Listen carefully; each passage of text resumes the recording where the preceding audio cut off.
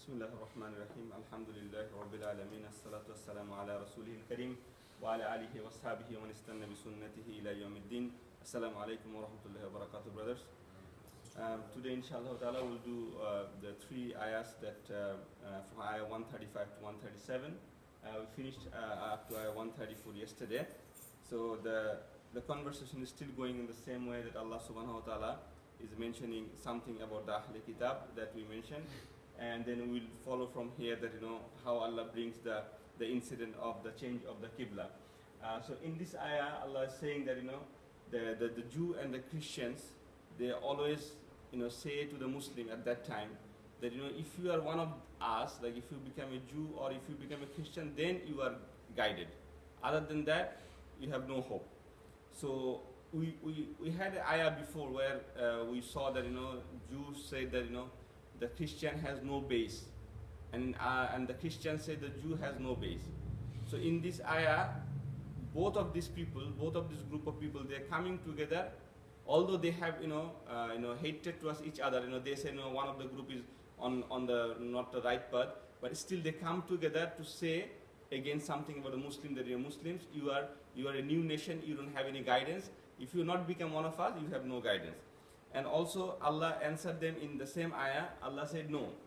Rather, you should think about the millah of Ibrahim. The millah means actually religion is in English, but it's as you know, the deen also means like religion. But here the millata Ibrahim means the millah is a word that means that it is some religion where you have your complete devotion, that you cannot do anything else other than this religion. So this religion, Allah is saying that your father is also from Ibrahim, you started from Ibrahim. So instead of talking about your own self, talk about the origin where you started from. You started from Ibrahim alayhi salam, and this is the same thing. And Allah is saying that inclining toward the truth, that clearing any doubt about the shirk of Ibrahim alayhi salam. So what Allah is saying here basically, if you look at the last few words of the Arabic, wama kana minal mushrikin. Whenever Allah says ma, in Arabic the ma has two meanings. You should all know, because this is a very common word if you recite Quran. Ma means, one means what, like what do you want to eat. So that's one kind of ma. Another ma, when you say no, like there's one called la in Arabic is no, ma is also no. Whenever is Allah use ma, you have to remember that it's something that Allah wants to negate. So basically its example is like that if someone says that the Sheikh Yusuf was here in the prayer today. But then no. If you just say no, that's one answer. But if you say no, he was not here today, he was sick or something. So you are giving your own argument and saying that your statement is wrong. So when you argue with someone and give your own reasoning, you are correcting the other people, that time Allah used the ma. So ma is a strong word when you say something is no. So when Allah says wama kana minal mushrikin, meaning Allah is saying that no, definitely Ibrahim was not a mushrik. Why Allah said definitely? Because there are some passage in the Quran, and some people used to think that because you know the story of Ibrahim Islam, that he saw the sun and the moon, and he said, the sun is my Rabb. Then the sun went down, he said, no, if it went down, if the sun sets, he's not my Rabb. Then he saw the stars at night, and he said, this is probably my Rabb. This is the passage in Quran also. Allah said, when Ibrahim Islam young, he used to think that these are the things that could be the Allah. But then Allah negated himself, and Allah said, no, this is the things he did to show other people, no, these are the things, cannot be God, only Allah subhanahu wa ta'ala is the Rabb. So this is ayah, it finishes here. The next ayah is a bit of a big ayah, and to understand this ayah, we have to remember one more ayah of the Quran. Sometimes in Monday and Wednesday that we do Amazing Quran, and we bring two similar ayah, right? And we say there's a little bit of difference between two ayahs. This is one of the ayahs like this. The ayah meaning is very simple. The same ayah you will find in Surah Al Imran, the next surah, in ayah number 84. Exactly same ayah.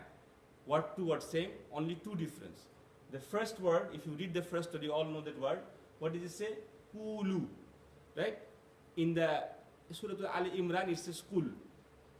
If you read the translation, both say.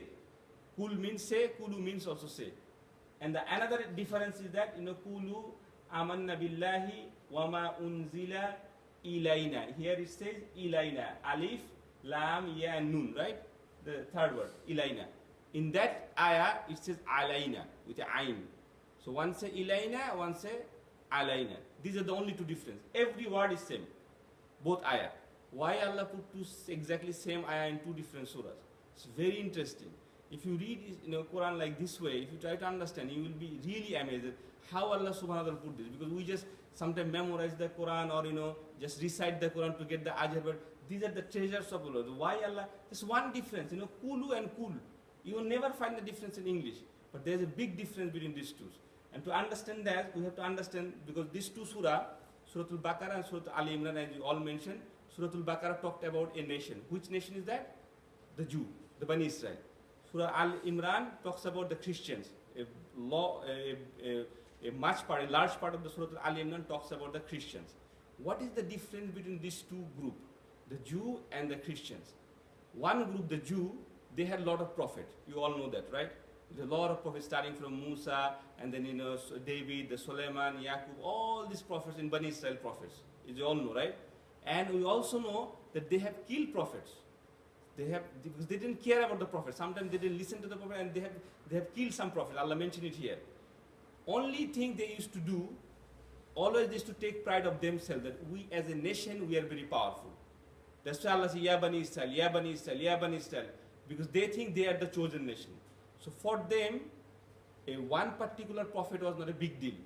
For them, the big deal was that they are a good nation. They are the best nation of the world.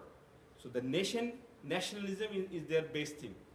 On the other hand, the Christians is a bit different. Christian doesn't take pride of their own nation. What they did, they choose one prophet and give him so much respect, they went make him as a god. Some say son of God, astaghfirullah, and they made him like the best. Everything is Jesus. Nothing after Jesus. Nothing before Jesus, nothing after Jesus. He is the only God. So they appointed only one prophet. And in the other side, they appointed many prophets. So just remember these two difference, then we'll understand. Now, Kulu means Allah is saying to all the people, because this is in Surah Al-Baqarah, and Kul means Allah is saying to only Prophet Sallallahu Alaihi Wasallam. So when Allah is saying to Kul, Allah is telling Rasulullah, you only tell these people, the Christians, that you have to believe in Allah and this and this. Why? Because Allah wants to bring their focus that only Jesus is not the prophet. He is the prophet. Rasulullah is the last prophet. He is the best prophet. So Allah is mentioning him, highlighting him. But here, the Surah Al-Baqarah, this is the Surah of Bani Israel. So Allah is telling Kulu, meaning tell all of you, all the Muslim of Medina. As a nation, this is a new nation. So one new nation is telling the people, other nation, that look, we believe in Allah subhanahu wa ta'ala, we believe in what has revealed on the Ibrahim and Ishaq and Ismail and everything. So this is the difference. Now the second difference is Ilayna and Alayna. Alayna with an ayn. Alayna is in the other surah. Whenever you say Allah, and Allah said that Allah has revealed something with Allah, Allah means you have the responsibility. Allah, I have given you something with responsibility. And ila means I have given you something to you. I have passed something to you. There's one is to you, one is on you. Allah means on you. So Allah is saying, when Allah talked about the Christians, Allah is saying, I have given you the revelation on you. Because we know why? The Christian people, even if you look now, they do everything. Only thing they don't do, they don't take any responsibility. They don't follow any rules. Because their policy is that if you believe in Jesus, all your sin is forgiven. You do partying, you drink alcohol, you do zina, no problem. As long as you believe in Jesus, all sin follows. So they have no responsibility. They have no rules. Sunday we have to go, no problem.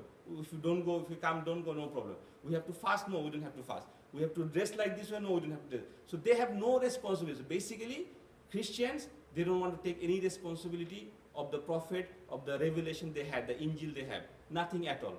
On the other side, the Jew, they don't care about the prophets, but they still today, if you find the Jews, they follow very, very strict rule. The real Jews, they still follow a lot of rules, a lot of responsibility. And they take pride of their own self. Still they're in a group. They don't spread that much. Like in a Muslim, the Christian has so many demons, like the Catholic and the Jehovah's Witness and this and that. Jewish doesn't have that many groups. They have, but still they are in together.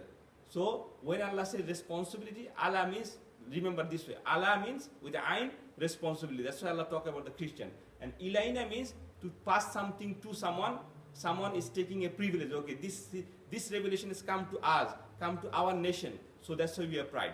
So this is the difference between these two ayah. Other than that, Allah is saying that what is revealed on Abraham, Ismail, Ishaq, Jacob, and descendant of the Bani Israel, the sons of the Yaqub alayhi salam. And then Allah says to Moses and to Jesus. So Allah separate Moses and Jesus. When Allah says Bani Israel, it means everything. But Allah says Moses and Jesus. Why?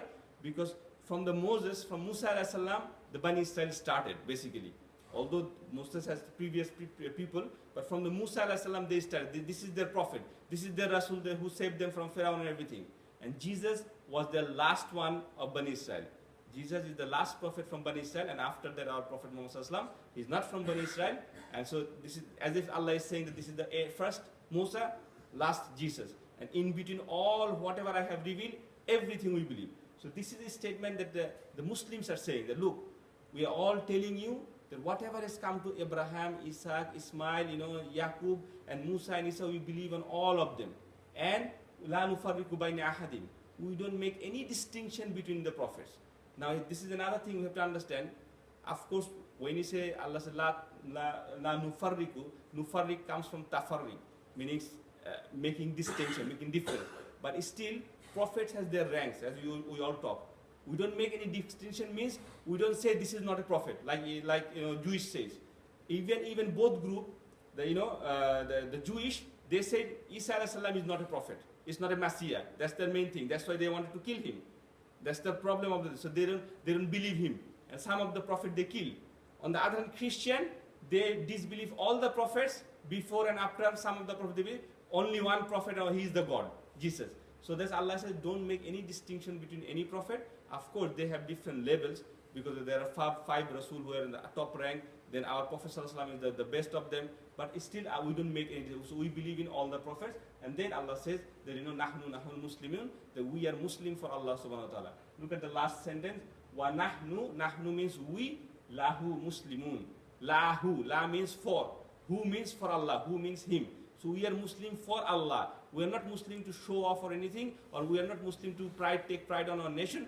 We are Muslim, nahnu lahu muslim. This nahnu lahu muslimun came so many times in the Quran. Only in these three words is so many, like you can give a lecture on this, hours and hours. What does nahnu lahu muslimun means? Then why Allah use the lahu here? Then I am Muslim for Allah subhanahu wa ta'ala only. So no showing off or nothing like that. So this is how this ayah is described here. Inshallah ta'ala, when we come to Surah Ali Imran, we'll discuss that ayah again. And the last ayah for today, that Allah is saying that they say that Christian and Jewish say they are the guided one, they are the chosen nation. No. If these people believe the same way that you did, meaning the Sahaba did, how did Sahaba accepted Islam? They went through a lot of trouble. The first few Sahaba who believed in Rasulullah, they start having torture from the Quraysh. As you all know the story, right? And they went through hardship and test and everything, but still they hold on to the Iman. And they try to fight. And when they came to Medina, they had to leave their country. Once they leave Makkah, and they went to Abyssinia, some of them. Then some of them came from Abyssinia, and it was getting bad and bad and bad and worse and worse and worse. And they left Makkah. And they had so much bad feeling, they have so much pain in their heart when they leave Makkah. Then they came to Medina, and Allah give them some stability in Medina. So Allah is saying, if these people do the same way believe that you do, then they will be guided. If not, then they are not guided. Allah's punishment is waiting for them. And one last thing about this ayah, if you just notice here, just look at the English. For English, you will understand. Allah is saying, so if they believe in the same as you believe in it, then they have been guided. But if they turn away, they are only decision. Allah talking about they. They is a third person plural number, right? Allah is talking about third person plural number. Then Allah said, and Allah will be sufficient for you. So Allah come from third person plural number to change to second person. So Allah is talking about a group of people, the group of Muslim, that if these people follow you like you, then I will be sufficient for you. Right here Allah changed the pronoun. Why Allah changed the pronoun? So when Allah say you, Allah talking to Rasulullah sallallahu. But just before that, Allah was talking to all the Muslim. Why Allah changed the pronoun? Because Allah is saying, look, telling Rasulullah sallallahu, this Muslim that you have now in Medina, the new Muslim. So they're still a small group of number. How many people? 300, 400 people. This is before Battle of Badr. So it's not even 300 people properly. So 300 people there. So maybe even if they don't follow you in the long run, even if they leave you alone, Ya Rasulullah, if they leave you alone, if they let you go, okay, we are not with you anymore. Yes, we had hardship, now we can't become Muslim. We'll be Christian or other things, still I will be with you. And I am sufficient for you. So Allah is giving the honor and support of Rasulullah, just changing the pronoun here in this ayah. So may Allah give us tawfiq to understand the Quran, inshallah ta'ala. Tomorrow we'll finish the Juz 1. So we have only 4 ayah. After that we finish the Juz 1. And inshallah ta'ala we'll go to Juz 2 from next week. Jazakallahu khair. Subhanakallahumma bihamdika ashhadu an la ilaha illa anta astaghfiruka wa atubu ilayk.